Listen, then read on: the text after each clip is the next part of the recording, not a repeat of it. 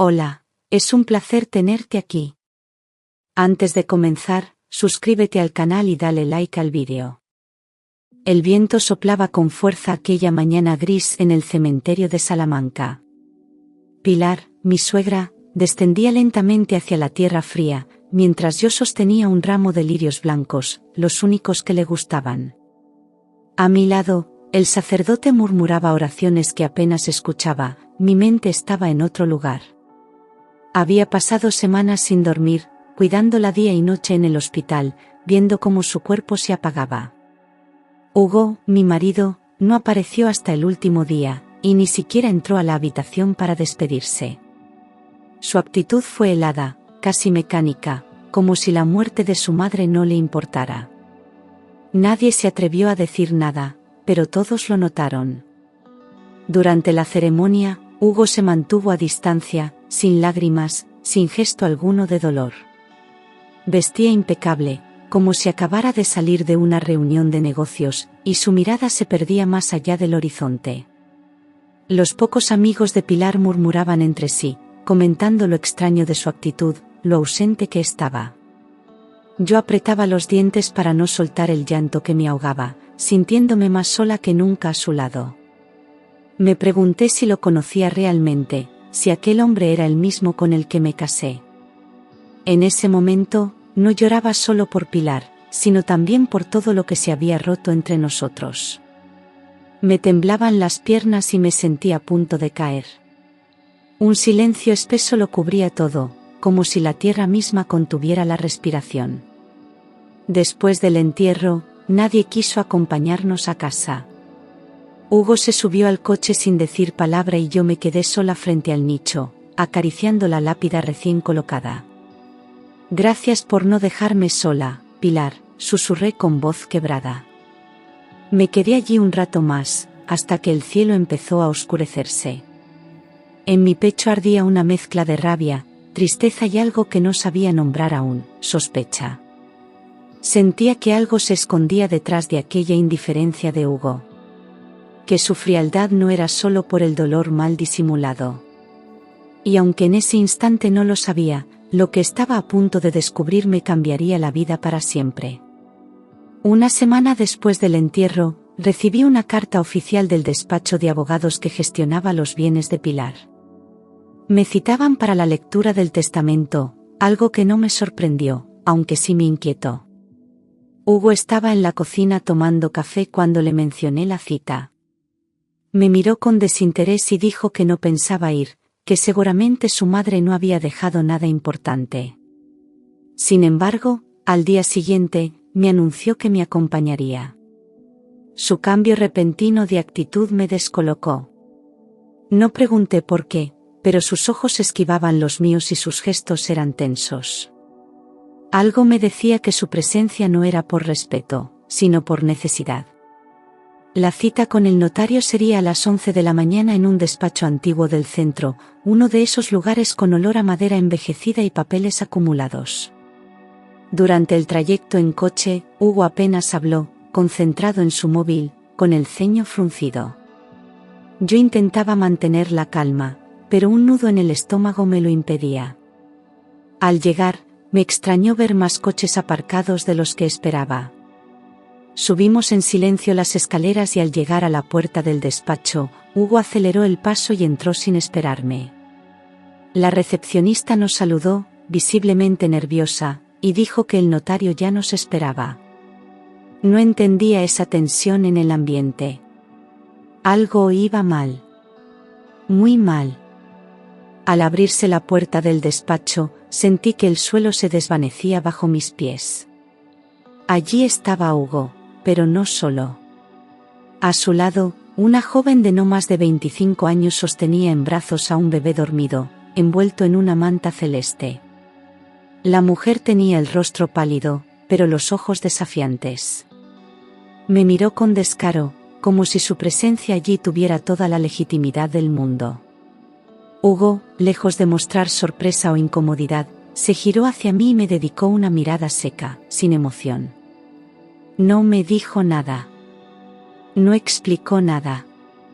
Ni siquiera hizo el gesto de acercarse. Aquello no era un malentendido. Era una trampa. El notario carraspeó y nos pidió que tomáramos asiento, pero nadie se movía. La tensión era tan espesa que cortaba el aire. Yo sentí que el corazón me latía en las sienes. Quise preguntar quién era aquella mujer, pero mi voz no salió. En su lugar, Lucía, lo supe después, se adelantó con descaro, sentándose junto a Hugo como si ese fuera su sitio de toda la vida. El bebé empezó a moverse, incómodo con el ambiente, y fue entonces cuando la recepcionista cerró la puerta con delicadeza. A partir de ese momento, me quedó claro que nada de lo que iba a suceder allí era casual. El juego había comenzado, y yo era la única que no conocía las reglas. El notario intentó mantener el orden, pero su voz apenas se oía entre el murmullo creciente de la sala. Fue entonces cuando Hugo, con una frialdad espantosa, rompió el silencio. Ella es Lucía, mi pareja. Y este es mi hijo, Leo. No hubo titubeos, ni culpa, ni una sola señal de remordimiento. Yo me quedé paralizada, como si alguien me hubiera vaciado por dentro. No entendía cómo era posible. Llevábamos 12 años de matrimonio, y ahora descubría una vida paralela frente a un desconocido con toga. Miré al bebé y sentí una mezcla de pena y rabia. Él no tenía la culpa. Pero su existencia lo cambiaba todo. Lucía, por su parte, sonreía con una tranquilidad que me revolvía el estómago. Me miraba con lástima, o con superioridad, no lo tenía claro. Hugo se mantenía erguido, orgulloso, como si hubiera revelado una gran hazaña. Quise levantarme y marcharme, pero mis piernas no respondían. El notario nos pidió silencio, visiblemente incómodo, y empezó a desplegar el documento. La señora Pilar dejó instrucciones muy precisas, dijo con seriedad. Hugo cruzó los brazos, confiado. Yo, en cambio, sentí que nada de lo que había vivido hasta entonces me había preparado para ese momento. Y aún no sabía que lo peor estaba por llegar. Lucía no bajó la mirada ni una sola vez. Al contrario, parecía disfrutar de la incomodidad general. Tenía esa actitud arrogante de quien se sabe ganadora, como si el mundo entero le debiera algo. Su blusa blanca impecable y su maquillaje discreto contrastaban con la frialdad que desprendía. Mientras yo intentaba procesar la presencia del bebé, ella acariciaba su cabecita con ternura fingida. No parecía una madre amorosa, sino una actriz en plena escena. Hugo, por su parte, se mostraba impasible, como si nada de aquello le afectara. Me pregunté cuántas veces compartieron cama mientras yo cuidaba a su madre moribunda. Recordé las noches en las que me decía que se quedaba trabajando hasta tarde.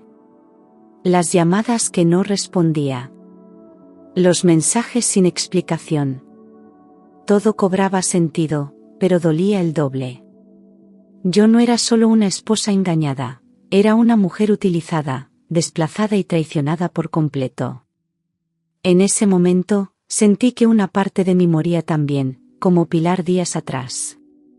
Pero no dejé que las lágrimas cayeran. No en presencia de ellos.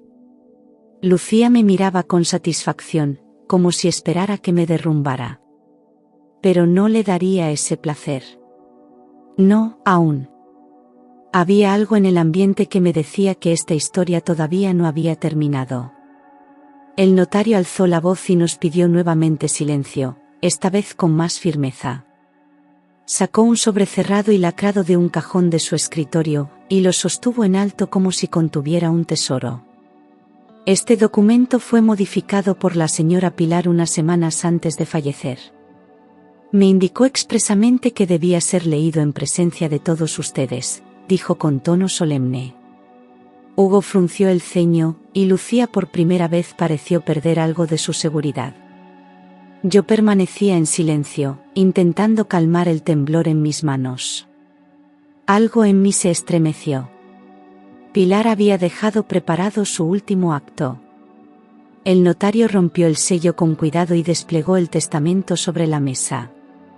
Su mirada recorrió la sala con prudencia antes de comenzar a leer. Yo, Pilar de la Vega, en pleno uso de mis facultades, las palabras resonaban con fuerza en aquella habitación cargada de tensión. Era como si Pilar aún estuviera presente, observándonos desde algún rincón invisible. El documento era largo, detallado, y desde el primer momento dejaba claro que nada se había hecho a la ligera. Noté que Hugo empezaba a mover las piernas, incómodo. Y Lucía ya no sonreía. Yo, en cambio, por primera vez sentí un atisbo de esperanza. Las primeras líneas fueron para mí. Pilar agradecía, con una lucidez dolorosa, el haber estado a su lado cuando más lo necesitó. Dijo que sin mí habría muerto en soledad, que me consideraba más que una nuera, una hija. Cada palabra que salía de la boca del notario me golpeaba el alma. Había cuidado de ella por cariño, no por recompensa, pero saber que lo había valorado me devolvía algo de dignidad. Hugo bajó la cabeza, evitando mi mirada. Lucía me observaba con odio silencioso. El notario continuó: a ti, mi querida Eva, te dejo todo lo que me queda en esta vida. El aire se cortó. Hugo se incorporó de golpe, pero el notario levantó la mano para imponer silencio. Aclaró que Pilar había transferido todas sus propiedades y cuentas bancarias a mi nombre. Incluso el coche, los terrenos y las obras de arte familiares. Nadie dijo nada durante unos segundos eternos. Yo no sabía si llorar o gritar. Sentía que la justicia, por fin, asomaba entre las ruinas. Pero también supe que aquella lectura no era el final. Era solo el principio de una guerra que aún no había empezado del todo. Y que podía llevarnos a todos al abismo. Cuando llegó la parte dedicada a Hugo, el tono del notario cambió drásticamente. A mi hijo, Hugo, le dejo el peso de su conciencia, leyó, con una pausa que se hizo eterna. Las palabras eran claras, directas, y caían como cuchillas sobre el silencio de la sala. Pilar había escrito que se sentía profundamente decepcionada, que conocía sus mentiras, su doble vida, y que no le perdonaba haberla dejado sola en sus últimos días. Hugo palideció, como si por fin entendiera que su madre lo había visto todo. Intentó interrumpir al notario, pero fue ignorado. Yo contuve el aliento, sin saber si reír o llorar. Aquello era más fuerte de lo que jamás habría imaginado. Lucía lo miraba con incredulidad, como si no pudiera creer que no recibirían nada. Hugo apretó los puños, su mandíbula temblaba de rabia contenida. El notario siguió: por voluntad expresa, Hugo no recibirá ni propiedades, ni dinero, ni objetos de valor. Ha perdido todo derecho. El golpe fue demoledor. Él, que llegó esperando una fortuna, salía con las manos vacías. Yo no podía dejar de pensar en la dignidad de Pilar, en su valor al tomar esa decisión. Había hecho justicia con la única herramienta que le quedaba, su testamento. Y lo había hecho de forma implacable, sin permitir excusas ni engaños. El notario me miró y confirmó, con toda la frialdad legal que le permitía su profesión, que la totalidad de la herencia pasaba a mi nombre. Me temblaban los labios, los dedos, todo el cuerpo. Jamás imaginé recibir tanto. La casa familiar, las cuentas en el extranjero, las acciones de la empresa, incluso una colección privada de arte.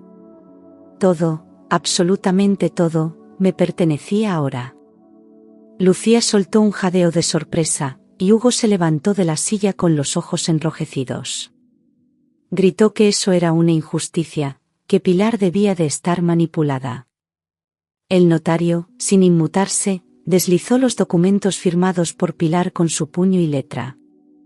Todo estaba en regla. Sentí un vértigo indescriptible. No por la riqueza, sino por la carga emocional que traía consigo. Aquello no era un premio, era una responsabilidad, una prueba de confianza, una señal de amor.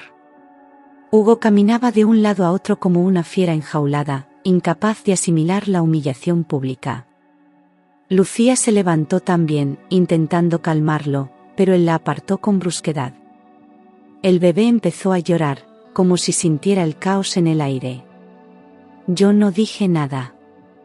Solo observaba. Algo dentro de mí se estaba reconstruyendo, pedazo a pedazo, como si Pilar me hubiera dejado la fuerza que le faltó en vida. Cuando parecía que todo había terminado, el notario sacó de una carpeta una hoja diferente. Antes de fallecer, la señora Pilar dejó esta nota manuscrita para ti, Eva, dijo, tendiéndome el papel con delicadeza. Lo tomé con manos temblorosas y lo leí en voz baja, mientras todos me observaban. Si estás leyendo esto, es porque lo descubriste todo, comenzaba. Sé más fuerte de lo que fui yo. No te detengas. Haz lo que yo no pude hacer. Sentí que cada palabra me atravesaba el pecho. Era una confesión, una súplica, y al mismo tiempo una bendición. Apreté el papel contra mi pecho y por fin solté el llanto contenido. Hugo murmuró algo, pero no le escuché.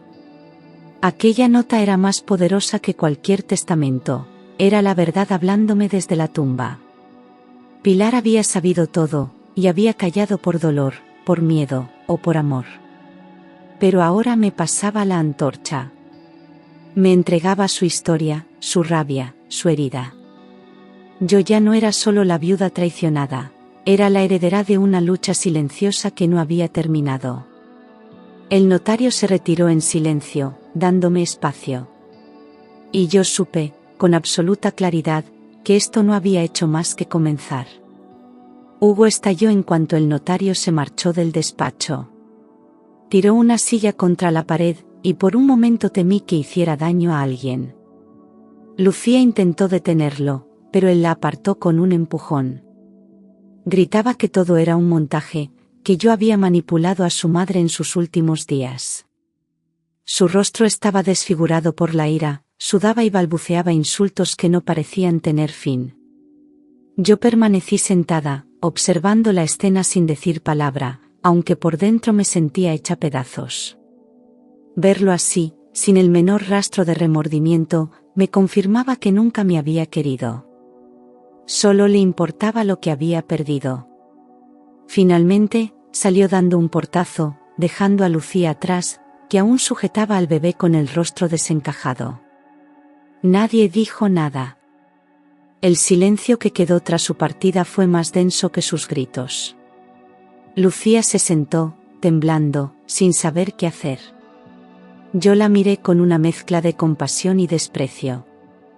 No era una víctima, pero tampoco una ganadora. Se había enredado con un hombre cruel, y ahora debía cargar con sus consecuencias. Me levanté, guardé el testamento y la nota de Pilar en mi bolso, y salí sin decir adiós. La guerra había comenzado, pero yo ya no era la misma mujer sumisa de antes. Ahora, estaba dispuesta a luchar. Aquella noche, aún no había terminado de asimilar lo ocurrido cuando escuché el timbre de casa. Me sobresalté. Eran casi las 11. Me acerqué a la puerta sin encender la luz del pasillo, conteniendo la respiración. Al mirar por la mirilla, sentí el estómago darme un vuelco. Era Hugo. Abrí solo lo suficiente para que me oyera. ¿Qué quieres?, pregunté con voz seca. Él no parecía agresivo, pero tampoco arrepentido. Vengo a hablar. No podemos dejar esto así, murmuró, mirando al suelo. Dudé unos segundos, pero no abrí más la puerta. Ya no confiaba ni en su sombra. Insistió, diciendo que todo aquello era injusto, que yo tenía que entenderlo. Según él, Pilar había actuado en un momento de confusión, influenciada por el dolor y por mí. Me pidió que firmara un documento de renuncia a la herencia, asegurando que no quería hacerme daño. Solté una risa amarga. ¿No hacerme daño? Ya lo había hecho todo. Le respondí que jamás firmaría nada.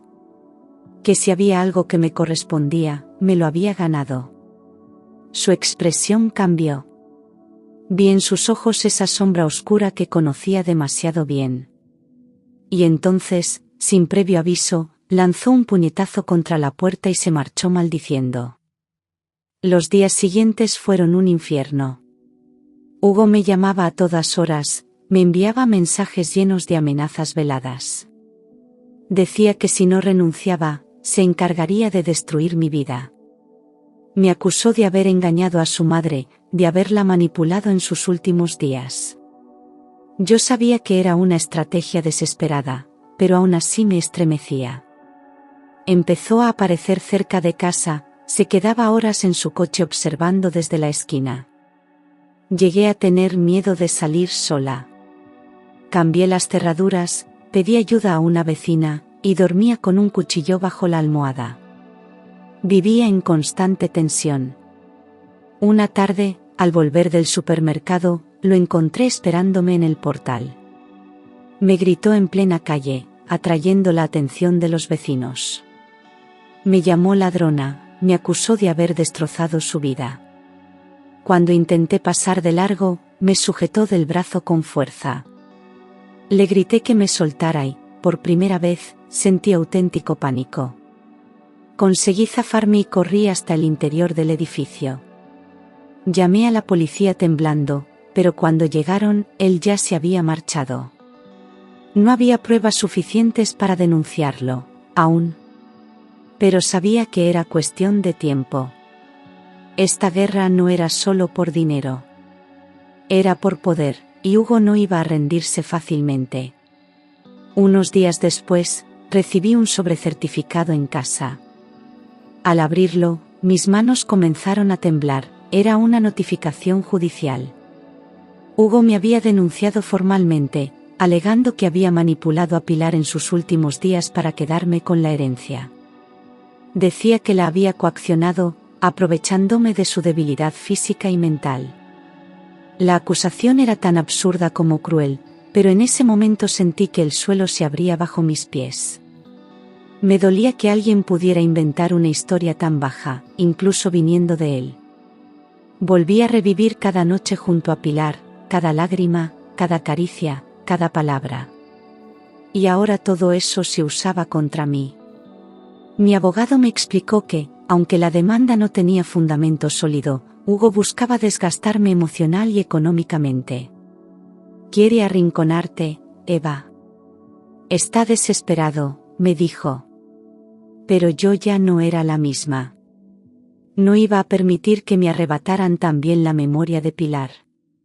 Reuní todos los documentos, los informes médicos, los correos que ella me enviaba, todo lo que pudiera demostrar que nuestra relación fue sincera hasta el final. Aún así, algo dentro de mí me decía que necesitaba una prueba más. Algo que no dejara margen a la duda. Y entonces, como un susurro del destino, recordé el rincón más olvidado de la casa, la antigua biblioteca de Pilar. Subí al desván de la casa que ahora me pertenecía, aquella que Pilar tanto amaba. El olor a madera vieja y polvo me recibió como una historia dormida. Me arrodillé frente a una vieja estantería, y allí, entre novelas clásicas y fotos antiguas, encontré un cuaderno de tapas bordadas. Era su diario. Mi corazón latía con fuerza mientras lo abría, sintiendo que estaba a punto de escuchar su voz una vez más. Las primeras páginas hablaban de su juventud, de su vida con el padre de Hugo, de la soledad tras enviudar. Pero luego el tono cambiaba. Comenzaba a narrar lo que había descubierto. Su hijo no solo la había abandonado, la había traicionado en cuerpo y alma. Leí cómo, desde su habitación, escuchó a Hugo hablar por teléfono con Lucía. Cómo planeaban la vida que tendrían cuando la vieja muriera. Pilar describía su dolor, su incredulidad, su impotencia. Había confiado en su hijo, y él solo pensaba en su muerte como un trámite. Ella había guardado silencio, pero su rabia se desbordaba en cada línea. Allí estaba todo, las fechas, los lugares, las palabras exactas. Cerré el diario con las lágrimas cayendo sobre mis mejillas. Aquello no solo me servía como prueba en el juicio. Era la pieza que faltaba para entender la magnitud de su sufrimiento, y la raíz de su decisión final. En una de las últimas páginas del diario, Pilar relataba una conversación que había grabado por accidente con su móvil. Decía que estaba en su habitación y, sin que Hugo lo supiera, el micrófono se activó mientras él hablaba con Lucía en el salón. Cuando mi madre muera, todo será nuestro. Solo tenemos que aguantar un poco más, había dicho él con total frialdad. Pilar notó cómo esas palabras la rompieron por dentro. No lloró en ese momento, no hizo escándalo. Solo entendió que debía actuar antes de que fuera demasiado tarde. Era su forma de proteger lo poco que aún podía controlar, su legado y su dignidad. Esa revelación me dejó helada. Por mucho que ya supiera que Hugo era un traidor, leerlo con las palabras de su propia madre era insoportable. Pensé en todo lo que ella cayó, en el dolor que se tragó por mantener la calma. Y aún así, encontró la fuerza para dejar constancia de todo, para armarme con la verdad.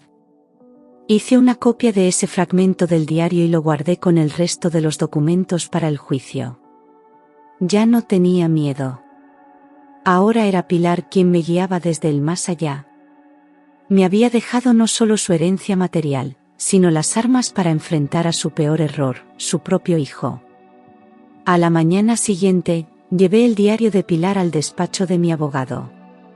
Cuando lo abrimos juntos y empezó a leer los fragmentos subrayados, vi cómo se le encendía la mirada.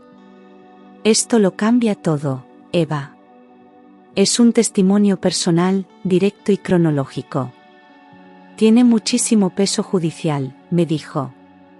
Me explicó que no solo servía como defensa ante la demanda de Hugo, sino que también podía utilizarse para contraatacar. Era una prueba clara de manipulación emocional, abandono y desprecio hacia una persona en situación de vulnerabilidad. Por primera vez, sentí que tenía el control de la situación. No era solo una víctima más, era una mujer con armas. Decidimos presentar una denuncia por difamación y coacción, acompañada de las pruebas del diario y los mensajes amenazantes que Hugo me había enviado. Mi abogado preparó el escrito con rigor y contundencia, y al entregarlo en el juzgado, sentí una mezcla de vértigo y alivio.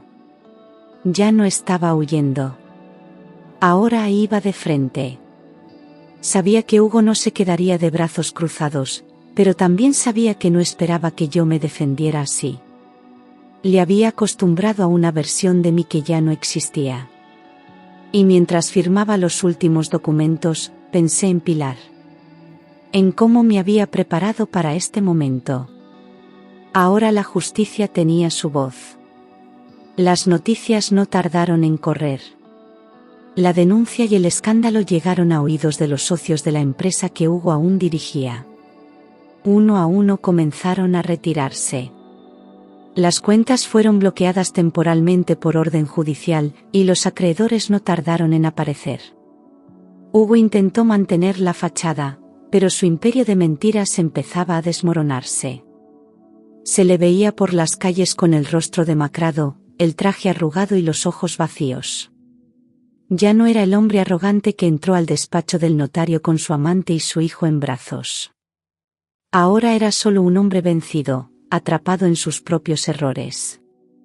Las deudas se acumulaban, y la prensa local empezó a publicar artículos sobre su caída. Fotos suyas salían en los periódicos con titulares que hablaban de fraude, engaños familiares y abandono a una madre enferma. Su reputación se deshacía como sal en el agua. Intentó culparme en entrevistas, pero nadie le creyó. Las pruebas eran demasiado contundentes. Incluso antiguos empleados comenzaron a hablar, describiendo años de abusos, gritos y tratos injustos. Su mundo se derrumbaba, y él no podía hacer nada para evitarlo. Yo lo observaba desde lejos, con la extraña sensación de estar viendo a un desconocido. El mismo hombre que una vez amé, ya no existía. Lucía aguantó durante algunas semanas, quizás aferrada a la ilusión de que todo se arreglaría. Pero cuando vio que no habría ni lujos, ni propiedades, ni seguridad para su hijo, hizo las maletas. Una mañana apareció en casa de su madre, con el bebé en brazos y la mirada perdida. Según me contaron, dijo que no sabía con quién se había metido, que nunca imaginó que Hugo fuera capaz de tanta crueldad. La relación que ella creía un cuento de hadas se había convertido en una pesadilla. Había perdido todo, igual que él, pero con un hijo en brazos y sin futuro claro. A pesar del daño que me hizo, no pude alegrarme. Solo sentí lástima. La noticia de su abandono corrió rápido. Hugo, al enterarse, se encerró en el apartamento que le quedaba, sin responder llamadas ni salir durante días. Me llegaron rumores de que había empezado a beber en exceso, que ya no asistía a reuniones ni cuidaba de su aspecto. Todo lo que una vez tuvo se había desvanecido. Y lo peor era que él solo se tenía a sí mismo para culpar. Pensé en el bebé, en la vida que le esperaba. Un niño inocente marcado por las decisiones egoístas de sus padres. Lucía, al menos, había reaccionado a tiempo. Hugo, en cambio, seguía cayendo, cada vez más hondo. Cuando supe que Lucía lo había dejado, me encerré en casa y lloré como hacía tiempo no lo hacía. No eran lágrimas de alegría ni de venganza. Lloraba por lo que pudo haber sido y no fue, por el hombre que una vez amé y que ya no existía. Lloraba por Pilar, por su soledad, por su silencio, por su valor al final. Lloraba por mí misma, por haberme perdido en una relación que solo me dio migajas. Me costaba aceptar que todo había sido una farsa tan bien construida. Pero sobre todo, lloraba porque, a pesar de todo, una parte de mí aún lo recordaba con ternura. Ese dolor, sin embargo, me purificó. Como si, al tocar fondo, algo dentro de mí se soltara para siempre. Me miré al espejo al día siguiente y apenas me reconocí. Ya no era la mujer frágil que temía enfrentarse al mundo. Había vivido una guerra emocional y estaba saliendo viva. Con cicatrices, sí, pero de pie. Entendí entonces que no podía seguir habitando los mismos espacios, respirando los mismos recuerdos. Necesitaba empezar de nuevo, lejos de todo. Pilar me había dado los medios. Ahora, por fin, me daba a mí misma el permiso.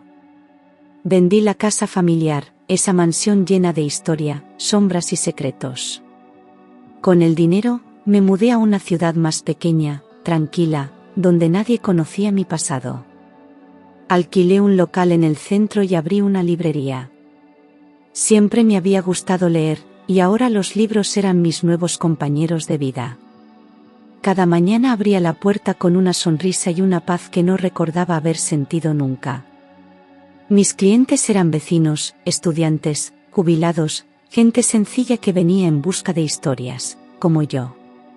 Poco a poco, construí una rutina que me daba sentido, sin necesidad de nadie. No fue fácil al principio. Tenía pesadillas, recuerdos que se colaban en mi mente como fantasmas. Pero también aprendí a respirar, a estar sola sin sentirme vacía. Empecé a escribir mis pensamientos, mis vivencias, casi sin darme cuenta. Y en medio de esas páginas, Pilar volvía a aparecer, siempre firme, siempre presente. Ya no era solo mi suegra, era una guía. Una figura maternal que me había salvado incluso después de muerta. A veces, cuando cerraba la librería al anochecer, sentía que ella estaba allí, sentada en algún rincón, orgullosa. No del dinero que me dejó, sino de lo que me ayudó a construir. Una tarde de otoño, al llegar a casa, encontré un sobrecertificado esperándome. Provenía del hospital donde Pilar había fallecido. Lo abrí con manos temblorosas y encontré una nota breve del centro. Esta carta fue depositada por la paciente Pilar de la Vega con instrucciones de ser entregada a su nuera, Eva, semanas después del fallecimiento. Me senté en el sofá sin aliento. El sobre era pequeño, de papel grueso, y estaba cerrado con un delicado sello rojo. Lo sostuve durante minutos antes de abrirlo. Tenía miedo, curiosidad, dolor, todo a la vez. Pero necesitaba saber. Al desplegar la carta, lo primero que vi fue su caligrafía firme, limpia, como siempre. Eva, si estás leyendo esto, es porque ya sabes la verdad. Pero aún hay algo más que debes saber. Me llevé la mano a la boca, conteniendo el sollozo. Pilar había dejado una última revelación. La carta hablaba de una cuenta secreta, abierta a mi nombre en el extranjero, intocable por Hugo o cualquier otro. Lo había hecho en silencio, como quien protege un tesoro. Es tu salvavidas, tu nuevo comienzo, tu victoria, escribió. Y yo comprendí que Pilar no solo me había dejado bienes. Me había dejado libertad. Leí la carta de Pilar una y otra vez, como si no pudiera creer que aún tuviera más que decirme después de su muerte. En ella, me explicaba que, tras descubrir las verdaderas intenciones de Hugo, contactó con un abogado de confianza y abrió una cuenta en Suiza. Depositó allí una suma considerable, dinero limpio que había heredado de su familia materna y que nunca había declarado a nadie, ni siquiera a su propio hijo. Este dinero es solo tuyo, Eva. Para que nunca dependas de nadie, escribió. Me estremecí al pensar en todo lo que había hecho en silencio por mí. Ella lo había previsto todo, hasta el más mínimo detalle. La carta continuaba con un tono más íntimo. Me pedía perdón por no haberme confesado antes el alcance de la traición, por haberse callado tanto. Decía que temía que, si hablaba, todo se viniera abajo antes de tiempo. Esperé el momento justo. Sabía que tú sabrías qué hacer, decía la última línea. Cerré los ojos, con la carta sobre el pecho, y me permití llorar, pero no desde la tristeza. Era un llanto distinto, lleno de agradecimiento, de alivio. Pilar no solo me había defendido con su testamento, sino también con su silencio estratégico. Era su forma de luchar, a su manera. Esa noche, dormí abrazada a la carta como si fuese un talismán. Sentí que, por primera vez en mucho tiempo, no estaba sola. Pilar, aunque ya no estuviera físicamente, seguía cuidando de mí. En su despedida final, me había dado más que cualquier madre: comprensión, apoyo, confianza ciega. Todo aquello que jamás recibí de mi propia familia. Aquella cuenta en Suiza no representaba riqueza. Representaba amor. Un gesto puro, limpio, más poderoso que cualquier testamento legal. No lo conté a nadie. Guardé ese secreto como un tesoro sagrado entre ella y yo. Al día siguiente, imprimí una copia de la carta y la guardé en la caja fuerte de la librería. Decidí no tocar ese dinero hasta que realmente lo necesitara. Quería demostrarme que podía salir adelante sola, que lo construido hasta ahora era fruto de mi esfuerzo. Pero tener esa protección me daba una seguridad que jamás había conocido. Cada vez que miraba al cielo, pensaba en Pilar. Le hablaba en voz baja, como si me escuchara. Y en mi interior, sentía que sí. Que estaba allí. Que su última palabra no había sido de muerte, sino de amor. Un amor que había cambiado mi destino para siempre. Pasaron varios meses sin noticias de él. Hasta que, una tarde gris, lo vi cruzar la calle hacia mi librería. Mi cuerpo se tensó al instante. Estaba delgado, más envejecido, con el rostro apagado y los hombros vencidos. No traía arrogancia, ni rabia, ni odio. Solo cansancio. Entró en silencio, mirando a su alrededor como si pisara un mundo ajeno. Me miró a los ojos y murmuró: ¿podemos hablar? No respondí. Solo le señalé una silla frente a mí. Tenía curiosidad, pero también una barrera emocional que ya nadie podía atravesar. Se sentó, respiró hondo y dijo que se arrepentía de todo. Que había tocado fondo, que había perdido todo por su culpa, que ahora entendía lo que significaba amar de verdad. Me habló de Lucía, de su hijo, de su ruina. De cómo las noches se le hacían eternas pensando en lo que destruyó. Me pidió perdón. No con lágrimas ni dramatismos. Con voz quebrada, como quien sabe que ya no tiene derecho a nada. Yo lo escuché, sin interrumpir, sin bajar la mirada. No por compasión, sino porque había llegado el momento de cerrar ese capítulo. Para siempre. Después de escucharlo en silencio, me tomé unos segundos antes de responder. Lo miré directamente a los ojos y le dije, tú ya lo tuviste todo. Y lo echaste a perder. No había rencor en mi voz, solo una certeza profunda. Ya no le pertenecía ni un solo segundo más de mi vida. Se quedó callado, asintiendo levemente, como si supiera que aquello era lo último que oiría de mí. Me levanté despacio, caminé hasta la puerta y la abrí con calma. Él le entendió. Se incorporó, pasó a mi lado sin tocarme, y salió de la librería como una sombra que por fin se alejaba. Cerré la puerta tras él, pero no con rabia. Lo hice con una paz que no conocía hasta ese momento. No me importaba si cambiaba, si sufría, si buscaba redención. Su historia en mi vida había terminado. Me quedaba con las cicatrices, sí, pero también con la libertad. El silencio que quedó en la librería era distinto, más liviano. Respiré hondo, sintiendo que cerraba un círculo. No necesitaba venganza ni justicia divina. El simple hecho de seguir en pie, en mi lugar, con mi nombre intacto, ya era victoria suficiente. El tiempo pasó, y con él, el dolor fue perdiendo peso. Mis días se llenaron de lecturas, de cafés compartidos con clientas que acabaron siendo amigas, de momentos simples y verdaderos. Un día decidí reunir todos mis escritos, los que había ido anotando desde el comienzo de todo. Nació un libro, que titulé La herencia de Pilar. Lo publiqué sin pretensiones, como un homenaje silencioso. Pero pronto empezó a llegar a más personas.